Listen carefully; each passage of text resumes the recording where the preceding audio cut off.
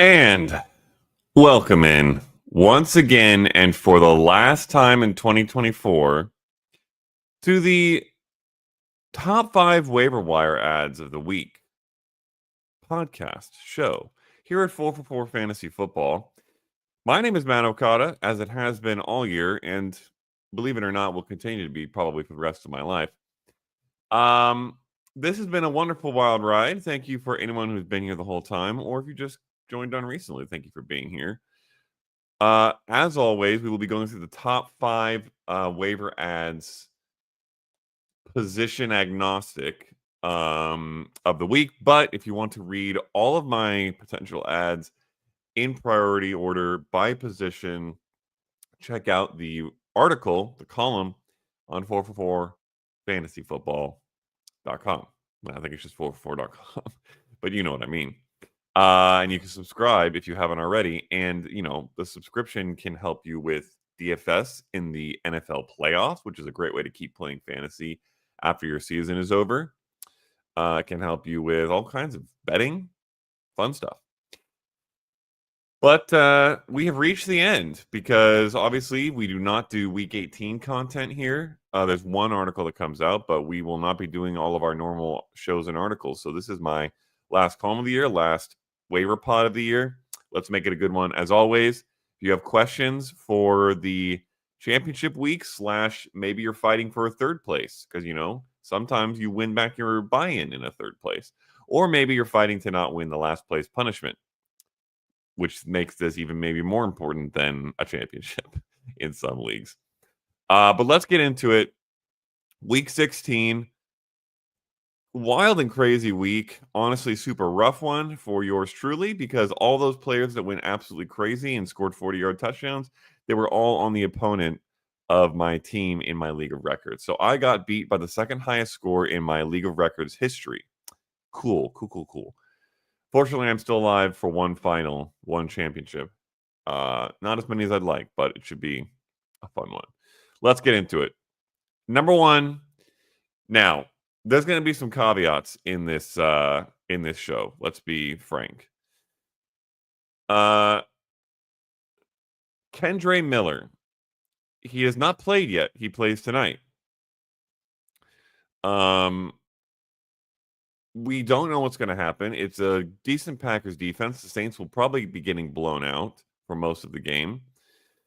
But Kandre Miller has flashed pretty nicely in the limited opportunities he's gotten since getting healthy and post the Dennis Allen hates Kandre Miller's guts coaching era.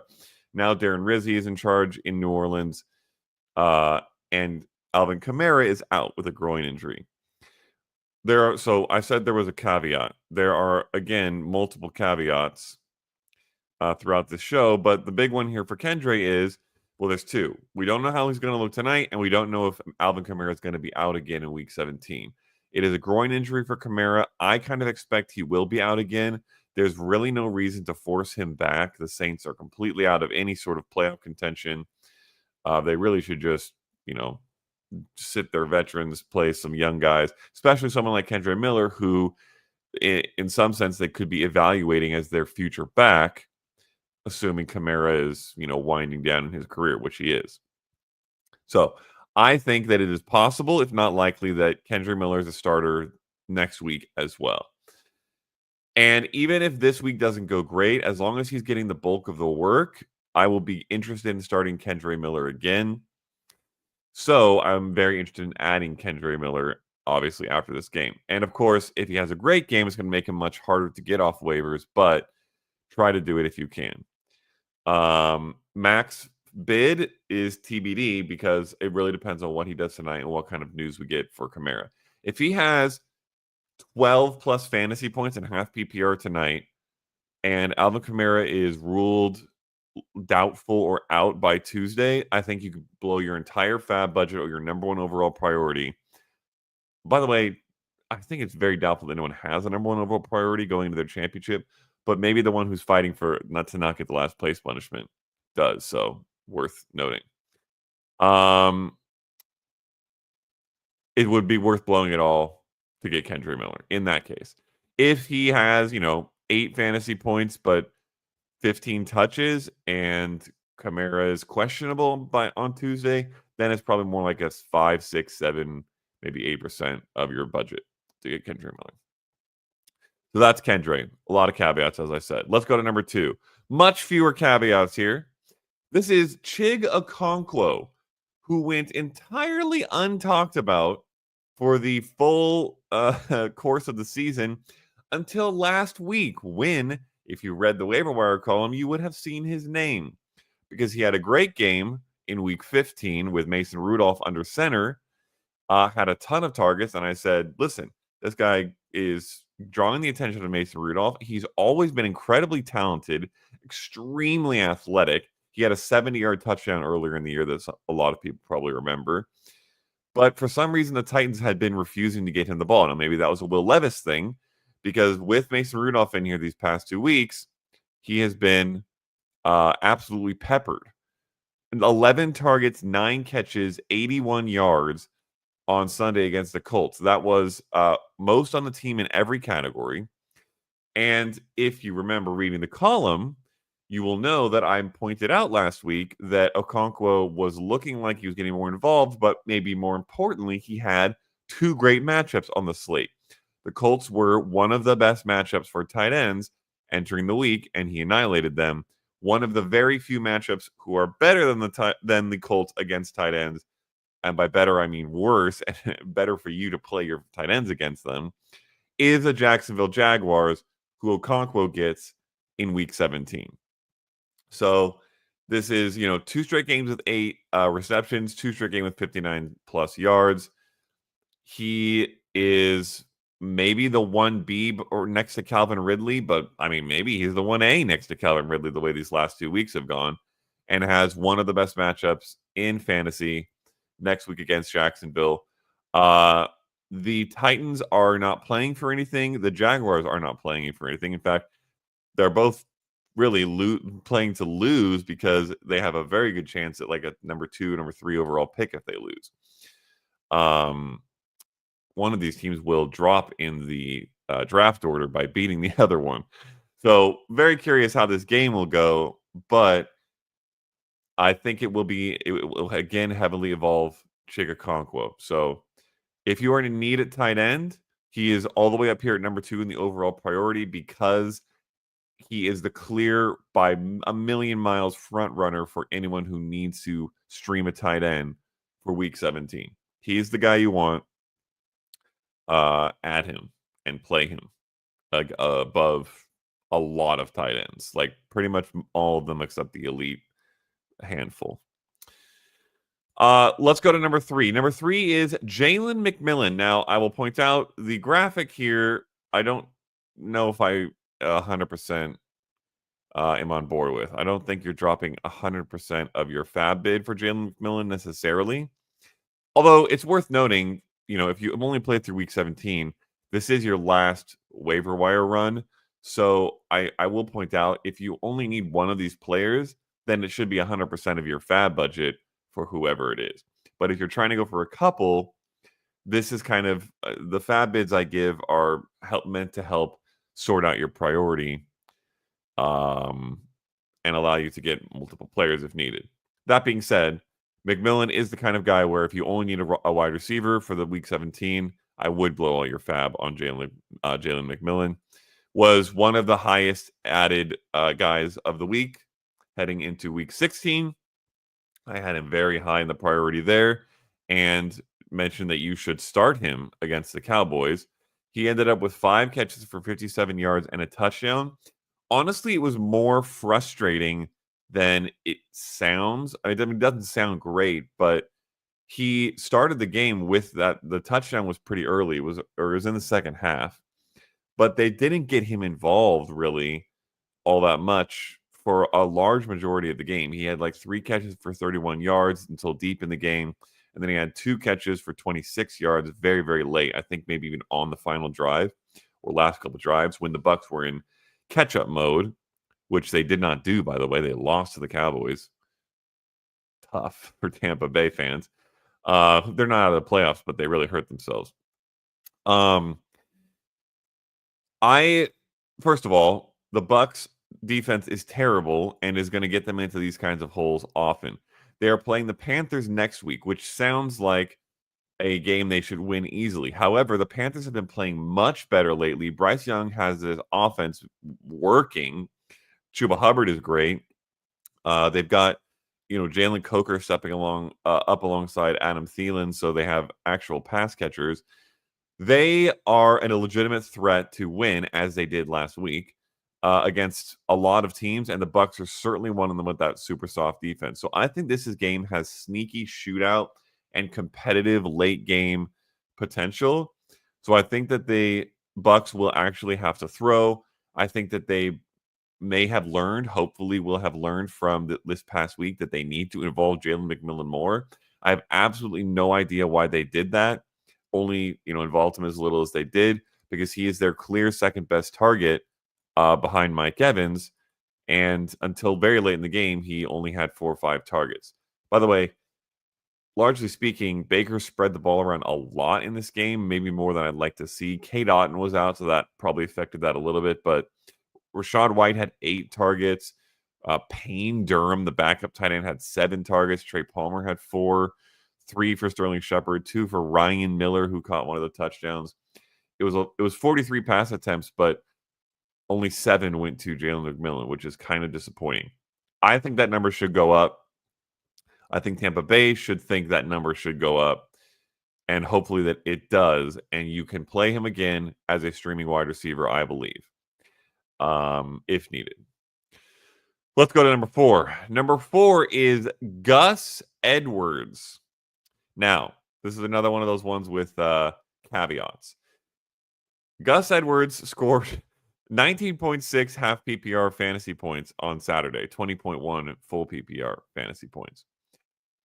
He scored almost the entirety of those 3 plays, of those 19.6 fantasy points on 3 plays. 2 goal-to-goal touchdown runs and a broken 43-yard scamper that was his longest, most explosive run of the year by far. He had 22 yards on his other 12 touches in the game, and no touchdowns, obviously. He had been incredibly plodding for most of the season. Had not looked fast, had not looked explosive, had not been good for fantasy. He had hit double-digit fantasy points once in the first 15 weeks of the season. So entering this game, it was looking really ugly for Gus Edwards, even though he was kind of the lead back for the Chargers. Now, that being said, he had 16 opportunities in this win over the Broncos.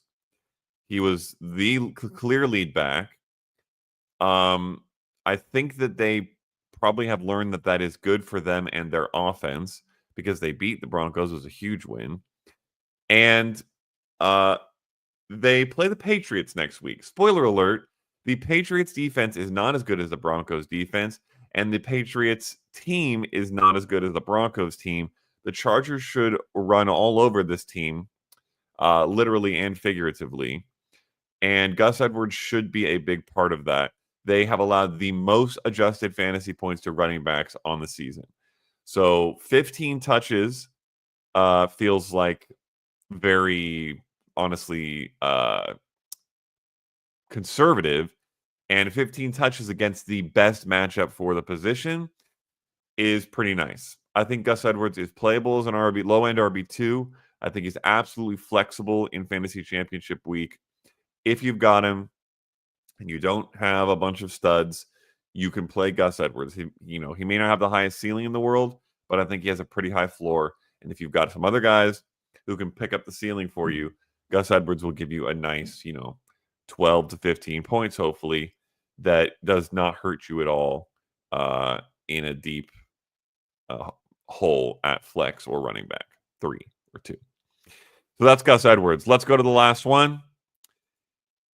Okay, another caveat. Our fearless graphics maker put Michael Carter on this.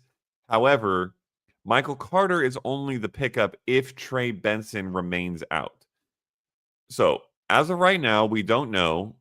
It is a very complex situation in Arizona. So, I will verbalize it for you all. And you will know what the story is heading into Tuesday. James Conner suffered a knee injury on Sunday.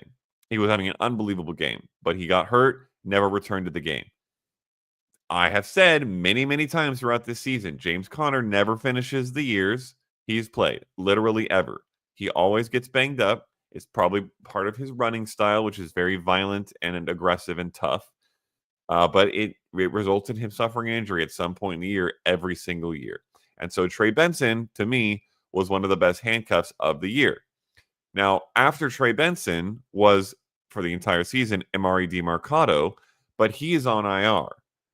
After Emari Demercado and Trey Benson and James Conner, it turns out is Michael Carter,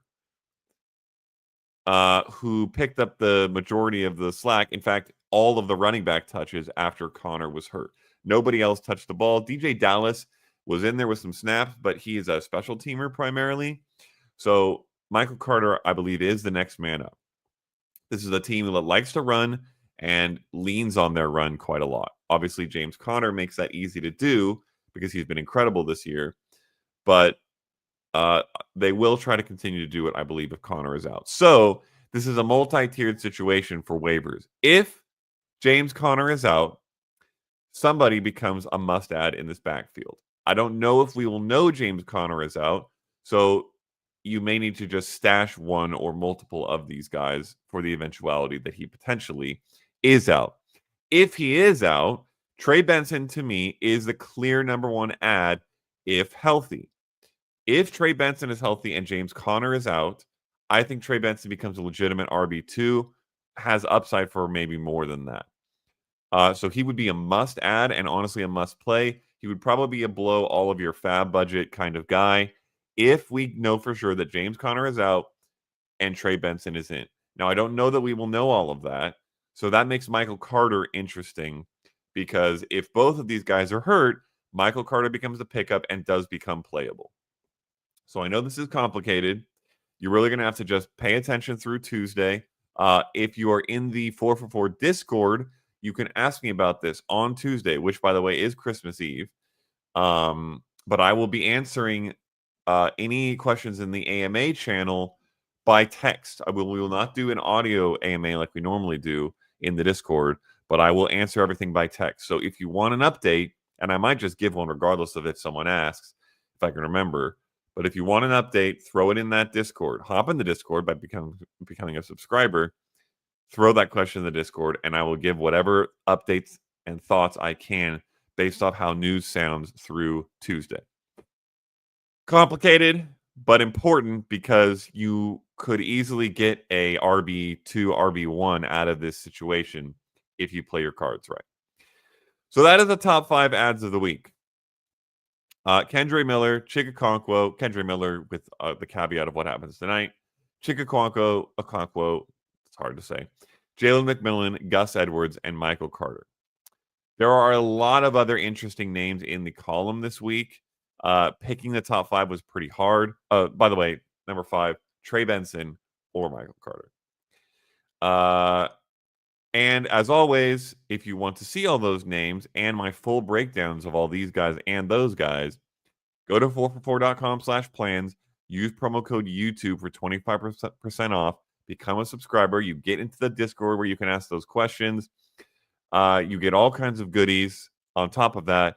And as I mentioned, with the main fantasy season over for a lot of us and over for pretty much all of us after this next week, if you want to keep playing fantasy-related stuff and stay involved with that aspect of the great, great sport of football, not college football, you can do that on the side, NFL football, there is good stuff at 4for4, DFS content, betting content that will cover playoff stuff.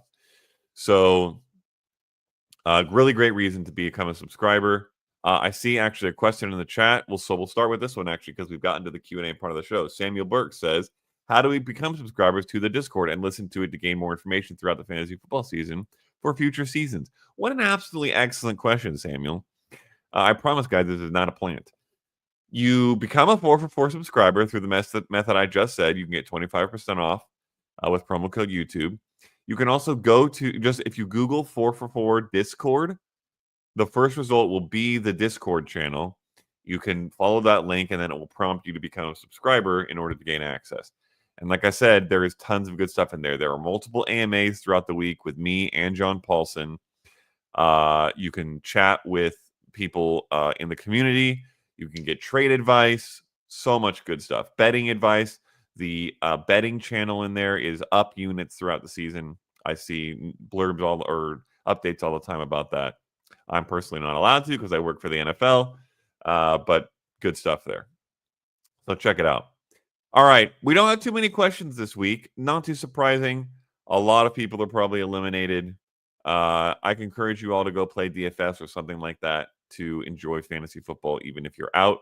And if you're fighting for third place or to avoid last place punishment, don't forget that because it's big stuff. Daniel Mendoza says, good morning. I always ask for advice, but it's unfair to blame you if our players didn't perform. True.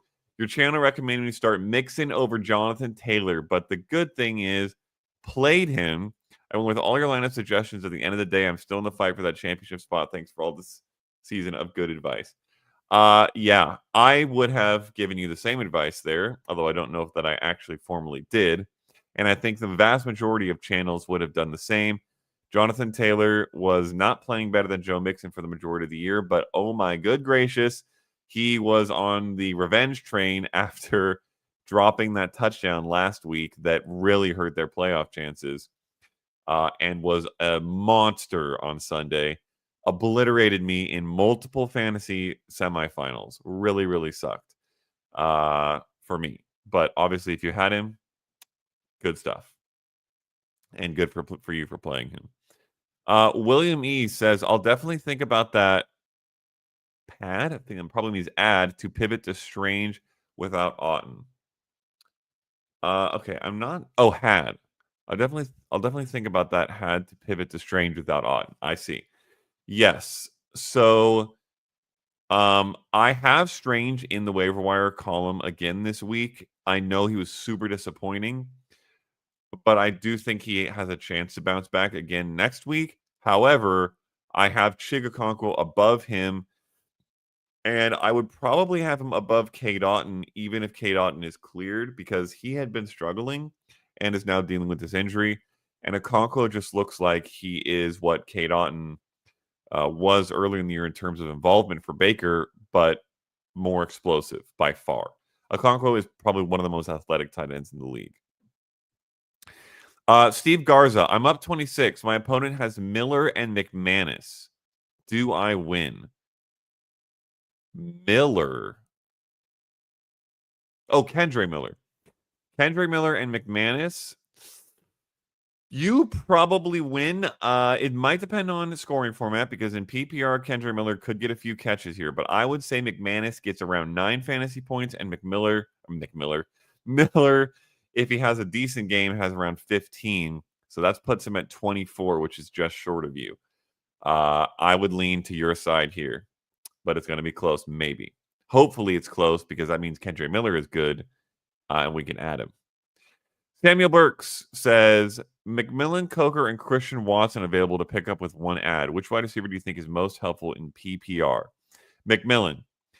I do have Christian Watson in the column. I do like him next week. They play the Ravens, if I'm not mistaken. Let me double check. That doesn't... no, the Vikings. Sorry. Another purple team with a very beatable secondary. In fact, one of the best matchups for wide receivers. So I really do like Christian Watson. I also have Romeo Doubs in the article. I don't like Jalen Coker, really, after what happened this past week. I think he's going to be very hard to trust. Christian Watson, in fairness, is not easy to trust, but with the matchup and the fact that that game should be high scoring, I do think Christian Watson is playable. However, all that being said, I think I prefer Jaylen McMillan, especially in PPR of this group, because he's the most reliable, will probably see the most targets, doesn't rely on the big play like Watson does or the touchdown like Doubs or Coker probably do. So I think I go McMillan here. Christian Watson would probably be my second if you want to aim for that upside that Christian Watson can get. Germaine Robinson, just venting, but I'm absolutely finished with Kyler Murray and adding him to my don't draft list. What a loser performance from him. Okay, let's all stay calm, Germaine Robinson. I don't think you probably gave up on paying attention after the first half or something when Kyler was awful. He ended up with, I believe, about 20 fantasy points. He had 63 yards and a touchdown on the ground. So that's 12.3 plus, if I'm doing this quick math, 8, that's 20 plus he was around 22. Oh, he might have also had a fumble. Did he have a fumble? He did. So I think around 19, 20 fantasy points, depending on your format. You could argue it should have been better against the Panthers because they were not good, and it was an overtime game. Oh, I don't think he ever got to touch the ball. Nope, he did get to touch the ball. They just sucked. Yeah, listen. You should be disappointed in Kyler Murray. He was messy all year. He was disappointing compared to what he should have been. I had him as one of my favorite plays of the year. Matthew Berry had him as his I forget, ride and die player, I believe he calls it. He was should have had an unbelievable year, and he just had a pretty good year. But it's worth noting he did have a pretty good year. He had some down weeks, but all in all, he finishes the QB1. He probably returned, equal value on his draft price because I think he was going as like QB8, QB9, and that's probably right around where he finished. I feel like I should probably check that before I go saying it, just in case it's completely wrong. Let's do a quick gander, shall we? QB11 with 1 week to go. So, yeah, not terrible, not as good as it should have been, I'll admit. William E says, do you think Winston gets another try? Probably not. If they bench Winston to go to Dorian Thompson-Robinson under the assumption that Dorian Thompson-Robinson would be amazing, I think they did it wrong because Dorian Thompson-Robinson was never going to be amazing. He sucks. He's bad. He's doo-doo. He's always been worse than Jameis Winston. He throws more picks than Jameis Winston. I don't think that was the goal. I think the goal was either let's tank, and then they knew that DTR would be worse, or let's just see what DTR can do so we know if he's even worth rostering as a backup next year. So I think they'll play him through the end of the season. I don't really see why they would go back to Winston. It's not like they're desperately trying to win here. And everybody knows what Winston is. I wish they would because Winston is better and more fun and good for the fantasy players here. Jerry Jeudy went from elite to 2 catches for 20 yards. That is the DTR effect. So thanks a lot, Browns and DTR, for benching our favorite boy, James Winston. Samuel Burks, McMillan and Christian Watson. You mentioned you preferred McMillan earlier. Watson being more of a big play wide receiver, and our league giving 4 bonus points for 40-yard touchdowns and 5 for a 50-yard touchdown. That change opinion? Interesting. So I will say if McMillan and Christian Watson were a complete tie in my mind in regular scoring, Samuel, this would be enough to be a tiebreaker because he does have a much better chance, Christian Watson does, than McMillan of doing that. But it's only a tiebreaker. There's no way I'm betting on that to happen and therefore moving Watson above McMillan if I prefer McMillan, generally speaking, in a more standard scoring format. It's fun for sure because Christian Watson can do that pretty easily. But I would also imagine if you actually looked at it this year, he probably hasn't done it more than once, maybe twice. Let me see. I think I can probably actually find out fairly quickly. So he has had 4 games with a 40-plus yard reception, but has only scored a touchdown in one of those games. So if we assume that his touchdown was the 44-yard reception against the Cardinals in October, which is even an assumption, but I think it's correct, he's done it once all year. So first of all, shout out me. Second of all, yeah, you're not betting on that at all whatsoever. Germaine Robinson with what will be the last question unless somebody else pops one in while I answer this. Off topic, but do you do Dynasty offseason stuff on here? Great question, Germaine. So for anyone who has been following this show or following me, has started following me on Twitter or has become a follower of mine in the fantasy space in general this year because of 4 for 4, I will give you some brief background. This is my first year with 4 for 4. I signed on in July or so, I believe. So we are still working out the plan for this next offseason and beyond. TBD. So TBD what I'll be doing. I have I came from a Dynasty background. I used to host a Dynasty podcast called Red Shirts Dynasty Podcast. And I did freelance Dynasty content for a lot of different people. It is my favorite way to play fantasy football. So I am deep, deep, deep in the Dynasty streets. I will be scouting players. And my hope is that 444 will want to use my Dynasty analyst, my Dynasty analyst side this offseason, because I can pump out a lot of great stuff, and I hope to. Scouting profiles. I did do some rookie profiles this past offseason, so you can go check that out if you want to see what kind of stuff I talk about. Although don't look at my Marvin Harrison article where I said he was basically bust-proof, as everybody else did, because good gracious has he been disappointing this year. Hopefully he gets better with Kyler.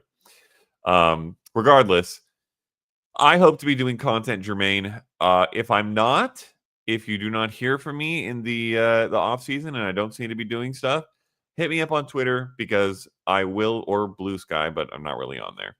I was never really a believer that it was going to work out. Sorry, John.